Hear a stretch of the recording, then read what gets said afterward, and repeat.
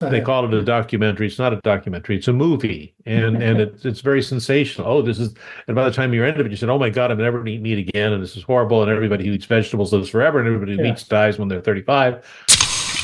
This podcast is certified fresh. Freshmediaworks.com.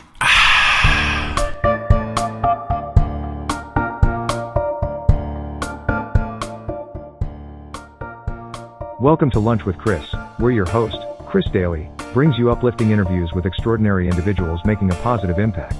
Join as he introduces remarkable people who have left their mark on their respective fields. My guest today is somebody who has spent a whole lot of time debunking all the diet myths out there. He has grown an immense following online and social media, debunking all the pop science that's out there when it comes to diet and exercise and the things that you need to improve your life to live longer. I will introduce you to Dr. Terry Simpson right after this. Have you ever thought about doing your own podcast? It is the absolute best way to grow your brand, spread your message, and build your following. Fresh Media Works can help. We do all the heavy lifting, and you just focus on your message. To find out how easy we can make launching your new podcast, call 713-269-4620 or check us out at freshmediaworks.com.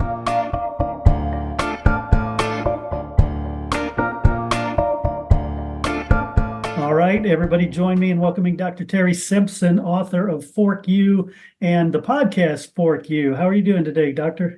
I'm doing great. It's Saturday. I'm done with yoga, so I'm okay. I love it. I love it. Well, yeah, I guess where I found out about you, where I discovered you was from your book, Fork You. And then I found the podcast, and I find what you do fascinating. Well, thank you. I think it's boring, but that's all right. Well, it is. It is if that's all you do, right? Yeah. I want to jump right into healthy eating because that seems to be a major focus of what you teach about. Yeah. You see two camps. You see vegan, you see keto, carnivore, all that. Well, I think those are all people. I mean, they're all people doing different things. Right. So vegans, I look at as people who aren't doing it for dietary reasons as much as they're doing it for they like Mother Earth and they want creatures to be treated better. And I appreciate their view. It's not my view, but I appreciate their view. And if they want to encourage us to be better at animal husbandry, I absolutely agree. But I still enjoy a great steak. Yeah. I find most of the people who are in the carnivore world seem to me like they're Peter Pans who never grew up and don't like vegetables. and then they deny science, because they don't want to eat vegetables. They well, vegetables are bad for you because they have all these anti-nutrients and Right. and you've probably heard their camp, but it's undeniable that vegetables have far more nutrients and a different type of nutrients than meat and a different type of bioavailability than meat. And they have fiber, which they will then say, well, fiber isn't important. It's not essential. It's like, actually, it meets the definition of essential. And anybody who's had hemorrhoids or diverticulitis understands that fiber is absolutely important, and it's important to the gut microbiome. And so I think carnivore is just carnivore is the anti-vegan, Right. and you can imagine this. So I was at some friend's house last night for dinner, and they're all sort of vegetarian-ish, and I'm not. But imagine if I was a carnivore, how awkward that social situation would have been. Oh, I'm a carnivore. I can't have this bean soup. So that just becomes an awkward problem. And then the low carb thing has been something that's been going on for over a couple hundred years, and it was born out of the original low carb guy, Banting, who was the coffin maker. Finally lost 50 pounds by reducing his diet, not eating a lot of crap. He still ate a lot of stuff which today low carb and keto people would find awful. Hmm. But in those days, that's what worked for him. And then there have been various iterations. I remember I was a part of the Atkins revolution. I remember reading about the Atkins diet and thinking this was just wonderful. And it all made sense to me because it makes a logical sense. Blood sugar goes up, you get, it has all these problems, etc. Um, and then when you go to different parts of the world, you say, why isn't it that the Japanese are not obese? Why is it that Italians in Italy are not obese? Why is it that that these people can, why is it that vegetarians can live an average of 10 years longer without obesity when all these things are obese? And so being dogmatic on either side is silly. Like you have the dogmatic, Hmm. if you're dogmatic vegan for diet, there's no basis for it. If you're dogmatic for carnivore for diet, there's no basis for it. And the answer always comes into being most of us are not going to be that dogmatic. Most of us are going to find ourselves somewhere in the middle. And the question is, what are we going to have for dinner? What are we going to eat?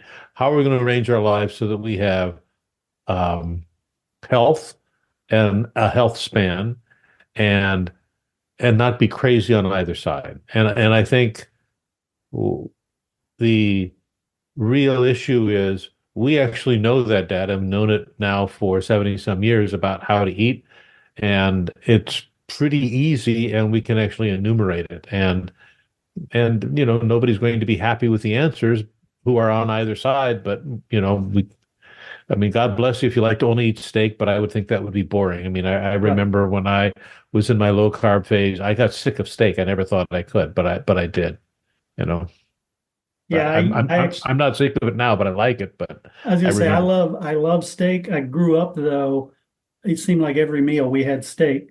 So Mhm. I was the weird one in college who was like, no, I don't want steak right now.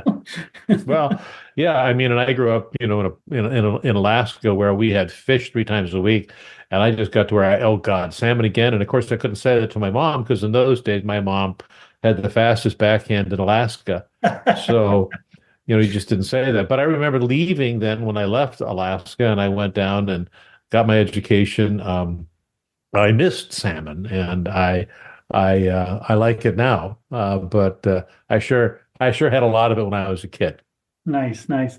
I'm sure you have read the book, and this is probably the book that really got me started in this, I guess, journey. Salt, Sugar, Fat, how food Yeah, giants hooked us. Yeah. yeah. It's a book Yeah. kind of about all, and now we've changed the terms. Now it's ultra processing, and we're trying to still figure out what that means. Yes, we make things tasty. I mean, I think isn't that the book that talks about the Dorito? Yes, yes. Right, how the Dorito, which is true, the Dorito has far more flavor than a chicken breast. Yeah. And if we can make chicken breast taste like Doritos, we would maybe eat a little healthier, maybe not. I'm not sure chicken breasts are terribly healthy, but they're not bad. Right. But I think but that's what the food industry does, and we sort of have lost sight of this. In 1960, during the presidential election, Kennedy and Johnson, who are running together, visited the Mississippi Delta, where people were literally starving. Right. Americans were starving. So in my lifetime, we have gone from people who are legitimately starving, and mostly in the South, but other areas too, rural Mhm. America, to where nobody now we have an abundance. And if you have a choice, which would you rather have? Do you want people to be obese or do you want people to starve? We would rather people be obese. That's obviously not ideal. Right. So we sort of were successful at making calories cheap and available. Right. The problem is we're now living in 2024. I don't need more cheap available calories. I love Doritos, but if I eat Doritos or Cheetos every day in abundant quantities, I mean, it would bust my calorie budget. And so to eat well, we know that people need to eat a certain amount of vegetables every day, a certain amount of fruits. We need to eat some Mhm. legumes. There's nothing wrong with having meat. There's nothing, but I mean, you vary it, and Right. that's what we know. And so we sort of crossed that intersection we went from there are people starving in America, which is a horrible thing, to where now people Mhm. are obese. And we've sort of forgotten that, we've been successful. Now we've overshot the mark. Now we got to kind of reel it in a little bit, especially personally, because that's where we Right. all are. Right, right. What's the saying? There's lies, damn lies, and statistics. Yeah. Well, you mentioned going from starving to having an overabundance, and now the I guess the cutting edge of longevity is calorie restriction. So, It's really not, though. I mean, really? so we have proven that calorie restriction works in worms, Drosophila melanogaster, and for a while we thought it worked in primates, but we have since discovered it doesn't. Really? So and one of the problems that we always have in medicine is this: we always have to test things because we don't Right. test things we don't know. For example, we used to say, "Oh, you got to clean out." I'll give you a surgical example. You have to clean out your knee if you have bad knees. But now we know you shouldn't, right? I Right. mean, so things have changed, and we always change in medicine because we experiment on human beings, and whenever we get dogmatic, we always get in trouble. So, calorie restriction does not lead to longevity, in spite of it having all that looks like it should, because it does in worms and it does in fruit flies and it Right. does in yeast. It doesn't in primates. Um, and besides, what a horrible way to live. Yeah. Sorry, I mean, I don't know if you've ever been hungry, but I was once, and it was awful. It's funny because my wife she says she's like a baby. She needs to eat every 3 hours. Mhm. But me, I cannot in my life remember a hunger pang, So I don't know if it's just because I get busy doing things and I'm too tuned out, but I can't remember, oh, I really need to eat something. I think, yeah, everybody's sort of wired differently. In dealing with weight loss surgery patients, there's clearly a group of patients there that they have so much noise in their head for hunger that we cannot imagine it, Mm. you know. And and some of the new drugs that we have, Ozempic, Wegovy, Mounjaro, they cut down on noise, and these people are all of a sudden happy because they don't have that Really? hunger that comes from their brain. And we've shown over and over again that no matter what diet people go on, you can lose weight on any diet. You can lose weight. I co-authored a book about the beer and sausage diet just to prove a point. You can lose weight on any diet. There have been people that have done the Twinkies diet, the McDonald's diet, the cookies diet. But that's not the answer, right? These people have a disease, much like high blood pressure is a disease. When they have a disease, we have therapy for them. And everybody who's loves their diet says, oh, they should all be vegetarians. Oh, they should all be carnivores. Oh, they should all be keto. Oh, they should all be flexitarians. Pick one. Right. And the answer is no, this is a disease that they have that we're just beginning to catch a glimpse of what they understand. And the only therapies that we have that work are surgery and now the drugs. And the drugs are probably going to replace surgery ultimately, not maybe the next second or third generation of them. Right, right. So tell me your opinion of I've heard and I've practiced intermittent fasting. Well, if you like it, it's a calorie restriction. And if you like it, it's great. But in spite of all the books saying this does all these things for you, the evidence just isn't there. The evidence is that people who do calorie restriction by time calorie restriction or by eating less end up in the same place. Really? And just like when we look at long-term diets, we can put the Mediterranean diet against the low-carb diet. At the end of a year, they're going to end up in the same place. One will have a little better heart outcomes than the other, but in the end, in terms of weight loss, they'll have the same place. So if it works for you, great. Mm-hmm. What's actually interesting in time-restricted eating space is those people who do what you probably might call a reverse fast. People who, instead of fasting at breakfast, fast at dinner, they tend to actually lose more weight. In some studies, not at all. Yeah. And again, that just seems to be, when we sort of step back and look at it, it seems to be just, it's a calorie restriction. And if that works for you, great. If you find that you can maintain a weight and feel good doing it and it's not a problem, great. If you find so it's always sort of two rules, right? Mm-hmm. If you don't eat breakfast, just because some people like eating breakfast and say breakfast is good for you, doesn't mean you need to add it, right? We know that people who eat breakfast tend to have less weight than others, but people who have a weight problem decide they're going to eat breakfast. That doesn't work for them. So it's you are sort of your own experiment. Yeah, definitely. I've been experimenting on myself for a while.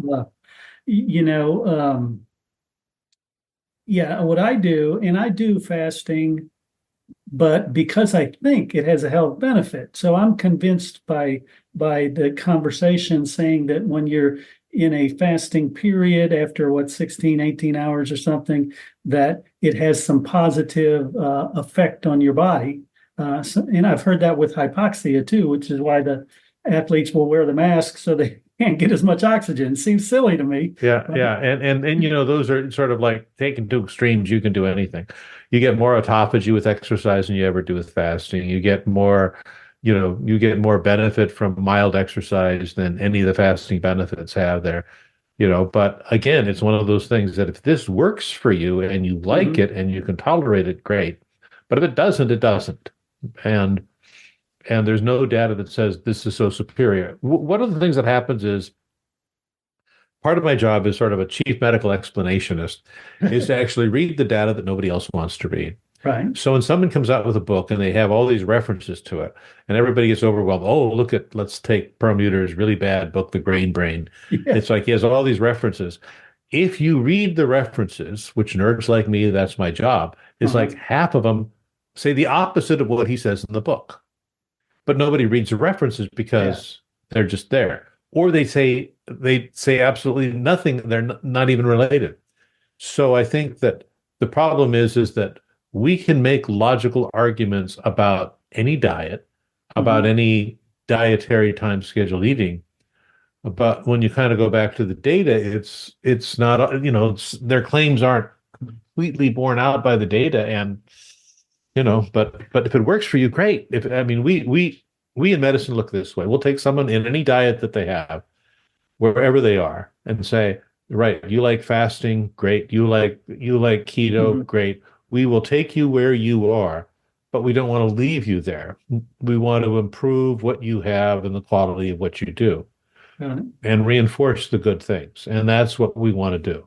So you mentioned that you read the studies. You're a nerd for reading all the details. The one that comes to mind is the China study that I've heard so many people refer to, but it seems like they all get different takeaways. What is your takeaway from the China study? First of all, it's terribly old. It's like 30 or 40 years old now. Yeah. And it was an attempt to try and do something in a village, but there were clearly flaws in the study, and some of the flaws have been, well versed out. And the problem is, then you read, and I don't know if you ever saw the movie about it. I think it was Forks Over Knives or something like that. Yes, they call it a documentary. It's not a documentary. It's a movie, and it's very sensational. Oh, this is, and by the time you're end of it, you said, "Oh my God, I'm never going to eat meat again," and this is horrible. And everybody who eats vegetables lives forever, and everybody who eats dies when they're 35. And it's like there is so much more to it. And so it was a poorly done, not long-term study. And so for those who don't know, Colin Campbell was a physiologist at Cornell University. He went with a colleague of his to China, where they went to rural villages. They collected blood samples of everybody. They pooled the blood samples, and then they looked at records, hospital records, and death records, and made the broad conclusions about the proteins they ate and how much proteins they ate. And already you can sort of see the flawed studies with that. Is like you can't do that. A better study where this was the 7-country study. Now, the 7-country study was performed from the 50s, began in the late 50s, and carried on. And what this study is they took the individuals. There were 14,000. The problem was they were all men, so they weren't women. 14,000 men from 16 different villages. Each one of those villages had different things that they ate. For example, the people in Montegeorgia did not eat the same thing as the people in Finland, did not eat the same thing as the people in Japan, did not eat the same thing as the people in what is now Croatia. So they had different diets of different people with different levels, and they were looking specifically at that time about heart disease. But what they did was, instead of pooling all of those people together, they followed, like let's say we would come into your house. Let's say you're part of the study. You're in our 14,000 cohort, and you say, "Oh, I made dinner." We would go and we would take your dinner away. Seriously. And we would freeze it and we would send it back to the lab. And we'd say, "This is his dinner today." And then we would analyze it. We would pull apart, see, well, what's in there, how much food you're eating, et cetera, et cetera, et cetera. We would do that several times a year. So it wasn't a food frequency questionnaire. It was actually physically what you ate. Then every year we would take bloods from you and we would check the bloods. We would do EKGs. If you went up in the hospital, we would get the hospital records. We saw what they died from. So they followed these people that went out till I think the last person died a few years ago. So they followed these 14,000 people from the time they began until they died. That's a much better, impossible to do study today. Yeah. There have been many criticisms of it. Most of the criticisms are sort of like, oh, you cherry picked the data. They didn't cherry pick the data. They pulled the people who agreed to be in the study. So they say, well, France wasn't included, and France has high saturated fat and low cardiac deaths. And it's like, well, not really. There's 5 gastronomic regions of France, and France said they didn't want to be in the study, and that was fine. Mm-hmm. And we didn't know about the French paradox till later. The French paradox is a whole different thing. But it was a really well done, exceedingly good study. Hundreds of papers have come out of it. A book has come out about it. And that formed the basis of ultimately what is today called the Mediterranean diet. But that was a much better study than the China study. The China study was an interesting attempt, but clearly had flaws. And, Nice. So my takeaway there is I absolutely devour these quote unquote documentaries. Well, the documentaries are fun. Read the studies. Right, but the documentaries are fun. But like I said, when you get done reading, watching them, it's like, oh my God, what was the other one? The one about fish. It's like, oh my God, I'm never going to eat fish again. They're horrible. They're mercury filled and blah, blah, blah. And it's like, so that's the problem. They call them documentaries. They're really a point of view right of somebody backed up with a little bit of science. And, and the answer is we have to look at the data from large reproducible studies instead of poor data done here or there. I'll give you another one. Mm-hmm. Esselstyn, he was a surgeon out of Cleveland Clinic. He followed 17 people. He put them on a very strict vegan diet. No dairy, no oils. I mean, they were just eating vegetables, and then showed how they did better over a couple of years, however many years ago. No one's reproduced his study ever. Mm-hmm. No one. And very few people can live that kind of a restricted life. Then he had some really, really bad diagrams in there and made some really, really bad assumptions. And yet I get vegans saying, well, what about Esselstyn's study? It's so great. And it's like, nobody's reproduced it. It was 17 people. It was published in a family medical journal. Their angiograms were horrible. And just because someone has a heart attack and you put them on a very strict diet, that's great. But, what about all the people that dropped out? He doesn't talk about those. What happened to them? Were they following the diet? Did they die? So it was a poorly done study, and you can't take a study of 17 people and say, this is how the world should eat. It's like, it's interesting. Let's follow up on it. But this happens a lot. And people get very caught up in their diet, and definitely.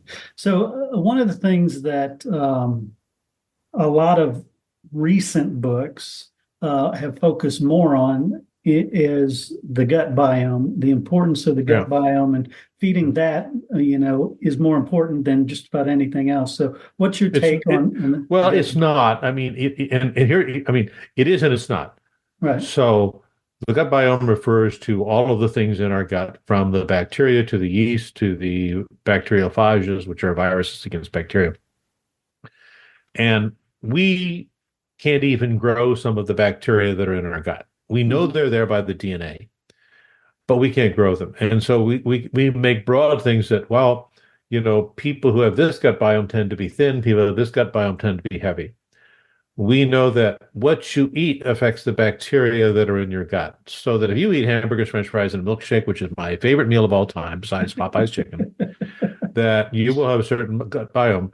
And if you change that and you start eating more fruits and vegetables and legumes, you will feed a different group of bacteria, which are better for you, because the more fiber you have, the more they produce these short-chain fatty acids and butyrates that decrease your risk of colon and rectal cancer and help regulate blood sugar and do that. That is interesting and great. That gets taken off into the nut jobs, or the people that, I heard this person on TikTok who has a PhD in integrative medicine, which already is a red flag. She's a family nurse practitioner, and she says she can cure eczema by changing the gut microbiome. And the answer is eczema is not caused by the gut microbiome. Eczema is caused because of a breakdown in an inflammatory condition of the skin, and all inflammation doesn't happen in the gut. But you get this little tiny bit of knowledge about some things that Right. happen and expand it out. And then you're selling a bunch of vitamins and supplements to people from someone who isn't even a real physician, but who wants to claim that they can do this and we find the cure of disease. So, yeah, microbiome is important, but it's kind of like this. Look at your computer. Mhm. Look at like I have a Mac Mini here. So I look at that Mac Mini and I'm trying to say, electricity is important. I have all these things, so electricity is important. So maybe more electricity is better, and maybe too much. I mean, it's Yeah. trying to make that guess. So we're at the early part. The other thing is we do not have the guts of the rat or the mouse or the squirrel. Those things have leaky guts. Yeah. And when they have leaky guts, they get really bad things happening to them. Human beings don't have that same gut anatomy. And human beings, when you get a leaky gut, you call a surgeon like me, and we take out that part of the gut. Yeah. We don't have the same gut connections that they do. We have much tighter junctions in our gut. We don't have the ability, bacteria don't have the same ability to get through. And that kind of gets lost. You'll see people saying, I'll heal your gut with bone broth. It's like, what do you mean heal your gut with bone broth? You're not going to heal anybody's gut. It doesn't seal the gut. Right. It doesn't. I mean, but people can make those claims Uh-huh. because it sounds so good. Right. Oh, we're going to decrease inflammation. Well, how much are you going to decrease inflammation? Let's talk about inflammation. So the Mediterranean diet is the most anti-inflammatory diet, as an example. It decreases. But without inflammation, you can't get rid of bacteria. Inflammation is the important component of our immune system. You can't get rid of bacteria, you can't get rid of viruses, you can't get rid of cancer. If you are injured, like let's say you get into a car accident, your body needs to repair itself. Yeah. It's using the inflammatory process to do that. Overinflammation is always a problem. Overinflammation is what causes the destruction in rheumatoid arthritis or lupus or et cetera. And we have powerful anti-inflammatory drugs to cool that down. Diet can't cool it down. Diet can make it a little worse, but diet can't cool it down completely. But we have people out there saying, well, if you have all these supplements, we'll cure inflammation and cure all the problems. It's like, no, you won't. Yeah. What do So again, that's, Yeah. Speaking of the gut, though, you do bariatric surgery. Yeah. Um, I see a lot of guts. Yeah. My thought there is, when you're removing part of the stomach, we usually don't remove it. It's still there. Sometimes we remove a part of it, depending on the surgery. Right. Or whether you're using a band or you're cutting a piece off or whatever, it is. But doesn't that make an important part of your anatomy no longer accessible? Well, I would think like this. I would think of it more like if you have we can always reverse things. Mm-hmm. But it is the only success we have had against morbid obesity. There's not been a diet successful in spite of people on every side of the dietary thing saying this is the best diet. Right. And when patients come to me for this, they've tried probably just about every diet. Most of them have. It's very rare that someone comes to me and says, so what diets have you tried? None. I mean, I can count on my hand how many times people said they've never tried a diet. Now, we also know that those diets aren't going to work. But insurance companies usually require us to do a diet. We do know that post-bariatric surgery, they can. So your question is, what about when we exclude parts of it? Well, the idea is these people, it also changes them metabolically. So you've heard of the new GLP-1 things, Ozempic, Wegovy, Mounjaro, et cetera. Right. So we completely change their GLP-1s and their ghrelin levels with bariatric surgery. So even though we change their anatomy around a little bit, it has that profound metabolic effect, which we now believe is the most important part of what we do, not restricting the amount they eat by changing the size of their stomach, not the malabsorption that we cause by changing where their intestines are absorbing things. We now feel like what we do metabolically to a person is far more important than what we do anatomically to a person.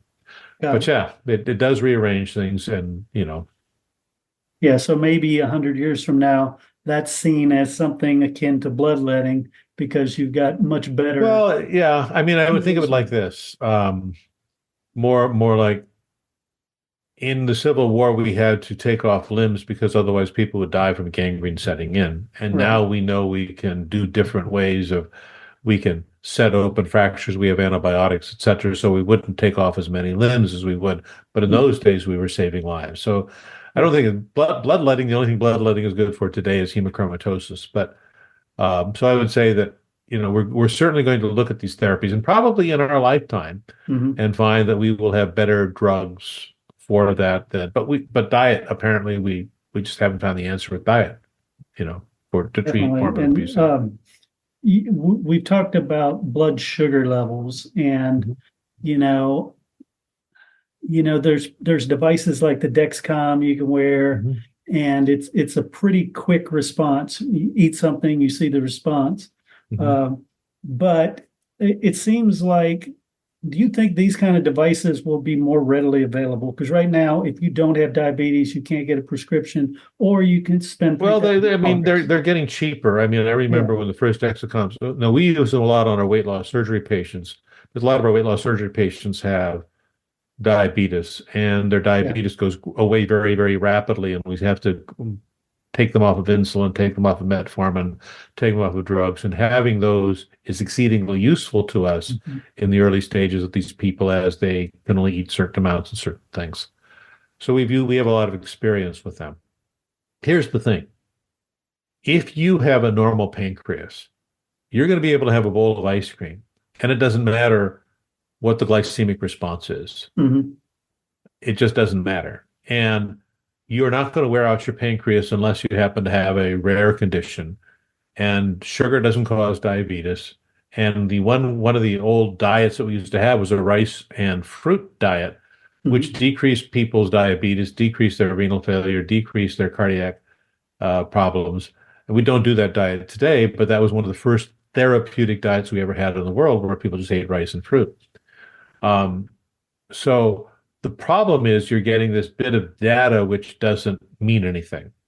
So let me give you an example. You can eat bacon and steak and have minimal glycemic response, but the saturated fat that goes into your muscles, into your sarcomeres, choking off your mitochondria, will actually make you more insulin resistant than if you were to eat whole grains and beans. And so so instead of looking at the long term, you're looking at a short term result. Let me give you a non-result. So I did yoga this morning. So at the end of my yoga session, I can look at my heart rate, do it. I got up to 100. The yoga I do is very active. So my heart rate was in the 150s. My blood pressure was up. Well, if you take someone sitting down and their heart rate's 150 and their blood pressure is 200 over 180, you're going to say, oh my God, they need to be in a hospital. Right. So would you say to me, oh, you shouldn't exercise because look at what it's doing to your heart?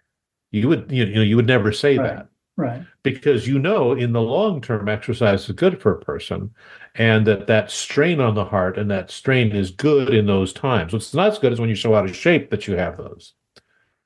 It's the same thing with blood sugars. If we take people who are diabetics, type 2 diabetics, these experiments we've done over and over and over again, we feed them whole grains and whole fruits, you will see transiently those rises in blood sugar. But at the end of the trial, you'll see their hemoglobin A1C is lower than the other people's hemoglobin A1C, even though they had these glycemic responses. So while those are interesting, you should not take your personal data from that, because we know the best diets in the world actually have more carbohydrates, not refined carbohydrates, but more carbohydrates than not. And that those people live longer and do better. So that's always that cognitive dissonance that the carnivore people have. It's like, I'm sorry, the Seventh-day Adventists just live longer than you guys. They do, you know. And it really is. I mean, they don't drink or they don't smoke, but they just live longer than people in West Los Angeles. So the problem with the glycemic response and the problem with those scans is the Dexcom, or there are a bunch of other ones now. I have one somewhere around here that I, like I said, I get them from my patients, is that we get some information. The only information that gets very useful is if we see people with really high spikes or really low spikes. I'm more concerned with really low spikes, because if your blood glucose gets down into the Mine kind of hangs around 46. I have a low glucose. My glucose is always sort of low. Mine hangs in the 46. Sometimes we'll get up to 90. But when I see patients dropping down there who have diabetes, it's like I need to make interventions in them. But you, perfectly healthy, no insulin resistance, or whoever, having that is going to give you information that you're not going to need. It's like, oh my God, I ate Cheerios today and it went up. And it's like, but you have a perfectly normal pancreas and you could do it. My father lived to be 98 years old and always had a bowl of candy by his side. I have no idea what his, blood sugar was. But he lived 98, lived in his own home until the day he died. So, we have to, sometimes we get too much information. Yeah. Yeah, I'm guilty of that. Well, we just have to know the context of what it is and the context of what everything else is. Dexcom's business is to sell you a Dexcom and convince you that if you eat in these parameters, you will lose weight and everything like that. And it's like losing weight is calorie deficit. It is not insulin. If I can absolutely put you on a diet of rice and fruit and have you lose weight all day long, and your insulin levels will be through the roof. And your blood sugars will then ultimately come down, and you'll lose weight, and you won't be storing, even though, so insulin does not store fat in a calorie deficit. Got it. So let me ask you this about some of the villains of the past and how things have changed, because you have well, like eggs is a great example. Eggs. So we have to separate popular press from medicine. Right. And that's a hard one to separate. Yeah. But let's go through a few of those because I think it's fascinating. Yeah. No one ever said eggs were bad, other than in the popular press. Yeah. Okay. No one ever said eggs were bad. Even way back when we were looking at in the 50s, when we were looking at the relation of blood cholesterol to heart disease, there was an absolute positive correlation, always has been. There are some people, about 5% of the population, who are hyper responders to saturated fat, and they probably shouldn't eat eggs. Okay, that's a small percentage of the population. Most people are not them. So blood cholesterol will raise your cholesterol. Saturated fat raises your cholesterol a lot.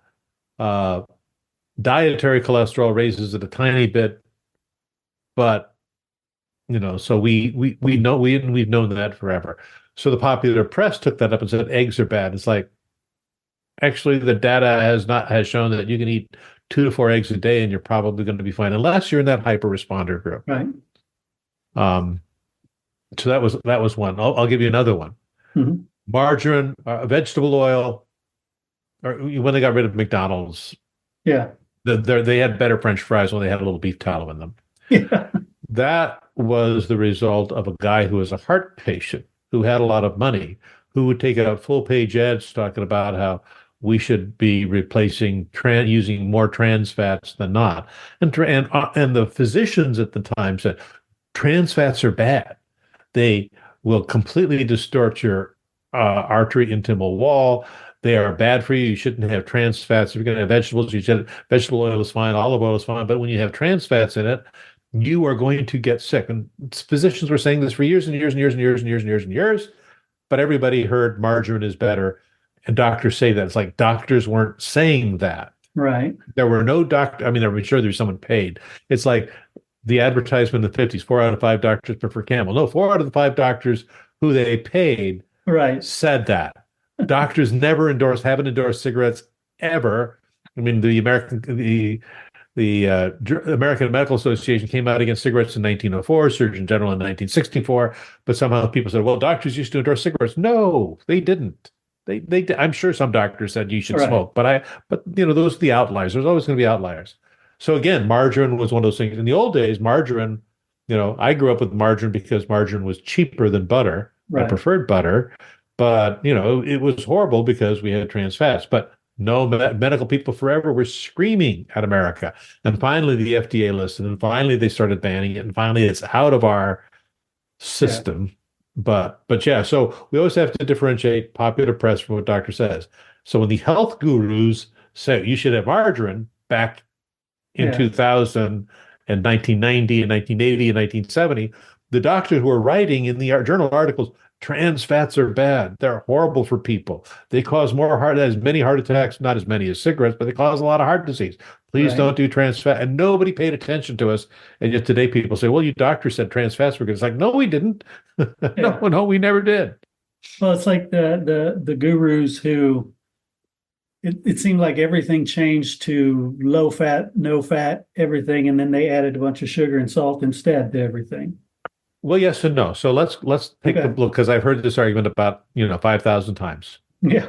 Um, there was nobody. So we knew the best diet in the world for the longest lived people was about 30% monounsaturated fat. Hmm. That's not low fat. A diet where you have 30% fat from your calories is not a low fat diet. Yeah. These were the diets that were recommended by people like Ansel Keys, who's often vilified, and that wasn't a low fat diet. That was a political thing. Yeah. That was not a doctor saying you should have. Now, there are clearly doctors out there should say you should have low or no fat. And it's like, really? I mean, just take my joy out of me. Man, Right. but no, but the respectable long-term consensus has never been low fat among physicians. Now, clearly, you shouldn't have a lot of saturated fat in your diet. Mhm. Clearly, that is bad for your heart, and etc. But you shouldn't replace that with refined grains either. Right. And when we looked at the data, which is worse, saturated fat or sugar, saturated fat is clearly worse than sugar. So if you're going to replace saturated fat with sugar, you're not doing anybody any favors. That was a political policy done in the 1970s by an act of Congress, had Mhm. nothing to do with it. And the other one I like hearing about is, well, the food pyramid, it's why everybody got fat. It's like, Yep. did you ever look at the food pyramid? We have had a food pyramid, by the way, for about 13 years now. If you ever looked at the food pyramid, and America would have followed the food pyramid, because nobody listens to us anyway. If they Right. would have followed the food pyramid, we would have 12% less diabetes. We wouldn't have an obesity epidemic. So it wasn't people following the food pyramid. It was people eating too much crap. And You just know, using that as an excuse. Yeah. but I don't think anybody used the food pyramids. The only people I hear talk about food pyramids are low carb people. So the Right. food pyramid was horrible. And it's like, do you know what the food pyramid was? Well, it had all this pasta and bread at the bottom. It was like, pasta and bread is actually kind of satisfying. You eat a bowl of pasta, you're not going to be hungry for a while. That's true. But So you eat, but I mean, if you eat a lot of crap, but yeah. so again, there's the popular press, there's politics, and there's what's in and that's, Yeah. So I don't want to name names because I don't want to, point anybody out here, but there's a popular physician who's getting a lot of press because of treating a world famous person, saying that he can test you. Oh, he's not a physician. Are you talking about Gary Brecka? Oh, yeah. Yeah. He's not a physician. Gary Okay. Brecka has a biology degree, a bachelor's of science in biology from Frostburg State. And then he went to chiropractic school and dropped out, and they gave him another bachelor's degree in chiropractic school. So he never even finished chiropractic school. And you're talking about Dana White. Right. Yeah. And Yeah. so I didn't want to put him, it's all right. He's not a go against physician. him. He's not a physician. I'm happy to get in trouble with him. So I named him. You didn't. Yeah. So, Gary Brecka is a salesman. He's not a doctor. He calls himself a human biologist. I don't know. I guess that would make me a human biologist. But I mean, and I don't know what all he did with Dana White, but he said, he comes off with, "We can tell the month you're going to die." Yes. And it's like, I have friends who are actuaries. This is what they do for a living. They work for Yeah. insurance companies. So you ask them, "Can you tell the month we're going to die?" I said, "Nope, couldn't even get close." I'm a physician. I have people who have cancer. They have, and I can say, "You have pancreatic cancer spread throughout your body. How long do I have to live?" It could be 2 weeks. It could be 6 months. You could beat the odds, and it could be 6 years. We can't tell you. So for him to say, "Well, we could tell this," and all these Right. people, blah, blah, blah, and then he'll say the MTHFR gene. So the MTHFR gene, 44% of you have variants in it, Uh-huh. but it affects. So the gene is just the gene. It just translates into the protein, which is methyl tetrahydrofolate reductase. Does it affect the protein so the protein doesn't work? Only in 0.0005%. In the whole United States, there's 1,100 people who have that variant. we've known about them since birth because we check every baby, you get these blood tests. We check Mhm. methionine. If they have a high methionine level, they have a high homocysteine level, they have that gene. So we follow them. So yeah, that's Gary Brecka. He is a grifter. He also claims that he has a wand that makes water more mother water or something. For $2,000, you can buy this plastic wand, and it's like, wow, I'm just in the wrong business. I went to medical school, Well, and while we're naming names, I want to talk about uh, Dr. Thomas Seyfried, who his claim is that you can cure cancer by starving it, meaning not giving it sugar. Uh, what is your take on that? so. First of all, your body's going to have a certain level of glucose in it, no matter what. Right. You can eat nothing but meat. You can be a carnivore. Your body will produce glucose because glucose is the universal currency of metabolism for every cell in your body. It's the preferential cell for your brain. If your blood glucose gets down below 45, the average person, you're comatose, and we have to give you glucose. Your brain can't survive on ketones. You can put ketones in there, but your body will. So the average human will have a blood glucose of, let's say, 100, a little bit less, but let's make it 100 because that's an easy number. No matter what you do, it's going to be 100. How are you going to change that? How are you going to starve that? Now, tumors are very effective metabolizers. Right. So tumors can, we see tumors by lighting up a glucose analog and seeing them on a PET scan. Mm-hmm. So yeah, tumors are really great at eating glucose. They're also really great at eating ketones. They're also really great at eating vitamins, right? In fact, people who have increased levels of vitamin A from supplements have more lung cancer. And if they have lung cancer, they have a worse prognosis because they're taking vitamins, because cancer is your own cells that are really good at doing it. So anyway, I would love it if he was right, but he's not. And all the research in the world is out there. And that's the problem is people say, well, if he's cancer, she should go on keto. It's like, what happens to your blood sugar level? It's still the same. You're going to have, your body will maintain that blood sugar level, whether you're on a keto diet or whether you're on a banana diet, it's going to maintain that blood sugar. And the minute it can't, you're going to go unconscious. Mm-hmm. So, your body has to have sugar. Now, it doesn't have to have sugar from a Coke. Your body can make sugar out of steak. Your body can make sugar out of a lot of things. Yeah. Your body can make sugar out of vegetables. But we do know, in spite of that position, here's what we know, that people who follow a Mediterranean-style diet, over time, when you looked at Spain, 1.5 million people, they found that over 5 years, the people who were closer adhering to the Mediterranean diet, that's a 9-point system, had 22% less cancer than anybody.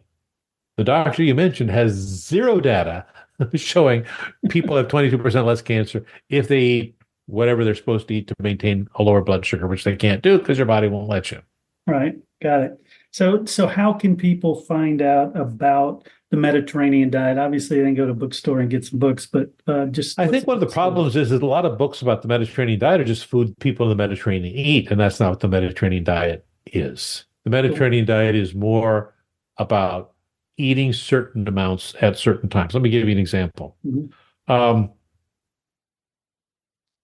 Mediterranean diet says you should have about 9 ounces. I'm going to say 9 ounces of vegetables a day. So that's about 3.5 servings, whatever, So that might be 3 carrots a day. That might be about 9 ounces. And if you get that, you get a point. Now, obviously, people aren't going to just eat carrots, but there are many, many different vegetables in the world. There's 20,000 types of vegetables, something like that, I'm told. I've never counted them. I've never seen 20,000 vegetables in the supermarket. But you go in the supermarket, there are plenty of different vegetables in there. Yeah. You go in the supermarket, there are plenty of different fruits. If you live in the Philippines, the fruits and vegetables you see are going to be different than if you live in Goa, India, than if you live in California, than if you live in Texas. The native vegetables that you would have are the vegetables you would find commonly. The important point is having the fruits, having the vegetables, having the legumes. And that's what the Mediterranean diet is about, is getting certain amounts of, and the Mediterranean diet is kind of like a mother diet. Underneath there, you have the mind diet, which is an anti-Alzheimer's diet. So they would say the fruit should be mostly berries. That would be the mind diet. The DASH diet is an American version. DASH stands for Dietary Approach to Stop Hypertension, and they would have more greens in their diet. So finding out more about the Mediterranean diet is much more, it's a little bit nuanced. And like I said, books on the Mediterranean diet, so far they're more about, eating olive oil and feta cheese and red wine, and that's not quite, what the diet is about. So where did it go? So on my site at terrysimpson.com, there is some recipes in there. They're just my favorite recipes. They're not either healthy or unhealthy, but like I have some great steak recipes and wraps in there. But there's a thing called the Mediterranean lifestyle. At the very bottom, there's some PDF forms that outline what the diet is, and there's a little brief thing in there. On my TikTok channel, I talk about the Mediterranean diet a lot. I have that. I'm currently writing a book more about, and it's probably going to be something like eat well to live well. Again, there's so much diet confusion. I'm just trying to get through all the stuff and say, here are the things we know. If you eat well, you're going to be fine. And if you go out to extremes, you go out to extremes. You do you, but this is what we know based on lots and lots of really good data. And there will always be people who will pick an argument and always say fish is filled with mercury and cattle are filled with microplastics. And I mean, that's, we're going to always have that. That makes it fun. I love it. I love it. So, and you mentioned your TikTok. Where do they find you on TikTok? Well, I've just discovered there's a bunch of people mimicking me. So I have one channel. It's Dr. Terry Simpson. It is the only channel I have about, and that's the channel that they can find me on. And if they find another channel, it's not me. I have one channel, and you'll see I have 900,000 plus people on there that follow me. And if you find another, and I had this one woman email me, text me on TikTok and said, "Are you the one I'm emailing?" I said, "I'm not emailing anybody." And says, "Well, blah, blah, blah." So someone was mimicking me to try and get dates with this person. And it's like, I'm a married guy, lady. I'm not interested. And I'm sure you're fine. But so, I have one channel. That's I love it. Well, cool. Dr. Terry Simpson, I want to thank you so much for you bet. This. Well, I'm glad you're enjoying fasting, because if that's for you, that's for you, and it works. And again, I do it because I think it's good for me. So, well, if you like it and it works for you, great. Well, if it isn't working, I was going to say, I mentioned earlier that I've never really felt hunger. I tried an extended fast. I did 6-7 days just on water. And finally, my wife said, "I want to go out to eat, so you need to stop." Wives always have a way of winning, don't they? Always. I mean, I keep learning this. I have to relearn. So, but yeah, so I think that, people have to find what sort of works for them, and different people are going to be different, and different people are going to have different dietary needs. Are going to be different, but we know, broadly speaking, that people need to eat more fruits. They need to eat more vegetables, not fruit sticks, not vegetable things, not greens in a bottle that someone's selling you. And you can have Doritos and enjoy them, and they are tasty. And you can, and people just need to know that you can eat well and be healthy, and you don't have to restrict yourself. Right. But get out and move too. You do. I mean, getting out and moving. I mean, and part of the other thing is lifestyle, right? Yeah. So I live in this great little community where all of our neighbors take care of each other, and we all look out for each other. And like tonight, we're having, food at someone else's house. Last night, it was someone else's place, and we all and that's part of having a community. Some people get that from their church. Some people get that from a club. Some people get that from their neighborhood. But having a part of the community, doing walking, doing exercise, moving. Something. The Japanese have this thing called Shinrin Roku. It's called forest bathing. I do. Where they walk. Do you? It's awesome, isn't it? I love it. 20 minutes and it decreases stress, decreases blood pressure. It is an awesome thing to do. And there's really good data. When I first heard about it, I said, well, this sounds like kind of woo-y stuff. Yeah. And it's like, but the data is there and it's undeniable. So there's a lot of things. But when people come out with these extremes of diets, that's when you have to say, did they really find something that's so contrary to the rest of what everybody found? Yeah. And there always could be somebody that does that. But most of the time, and especially if they're trying to sell you something. Now, I will say that I will sell plenty of books and plenty of courses and all that. I have like one course on TikTok that's like $30. I'm writing a new book, but just be careful. Yeah. Nothing like healthy food. And it's funny you mentioned forest bathing. I grew up a country boy. We moved back out in the country, so we have some acreage. Without even knowing about grounding, that's what I do every morning. I go out there in my bare feet and wait for the sun to come up. And then I read about grounding, like, oh, I've been doing that. well, I think that having a pleasant place to live and getting outside is important overall to health. Yeah. And so I feel bad, like I have a friend who has a daughter in New York City, and it's like she's trying to kind of convince her boyfriend to live out, here where we have, outdoors and see the ocean and stuff like that. And it's like, can you imagine living? I mean, I know there are advantages to living in New York. There's great restaurants, there's great museums. I love going there on a long weekend and doing this stuff. And I'm so happy to get back here. Yeah. Where I can look out and see the water and, Right. Touch the grass and the green, the dirt. Yeah. All right, take care. All right, bye-bye. Bye.